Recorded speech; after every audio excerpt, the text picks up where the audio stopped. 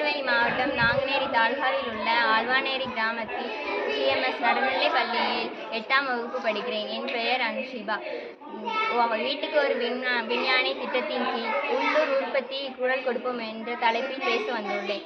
எங்கள் பள்ளியில் காய்கறி தோட்டம் அமைத்துள்ளோம். காய்கறி தோட்டத்தில் தக்காளி, கத்திரிக்காய், வெண்டைக்காய், முள்ளங்கி, கேரட், பொன்னாங்கண்ணி கீரை, சிவப்பு தண்டு கீரை, சிறுகீரை, கன்னிக்கீரை என பல வகையான கீரைகளை வளர்த்துள்ளோம். காய்கறி தோட்டத்தில் உள்ள பல கீரைகள், காய்கறிகளை நாங்கள் எங்கள் பள்ளியில் சத்துணவில் பயன்படுத்துகிறோம்.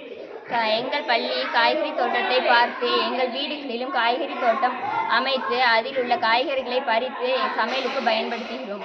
எங்கள் வீட்டில் அருகில் உள்ள மாணவர்களுக்கும் காய்கறி தோட்டத்தை பற்றி எடுத்து கூறுகிறோம். காய்கறி தோட்டத்தின் மூலம் எங்கள் வீட்டில் காய்கறி வாங்கும் செலவு மீதமாகிறது. அந்த பணத்தை உண்டியலில் சேமித்து வைக்கிறோம். ஆரோக்கியமான ஊட்டச்சத்தான காய்கறிகள் எங்களுக்கு இதன் மூலம் கிடைக்கிறது.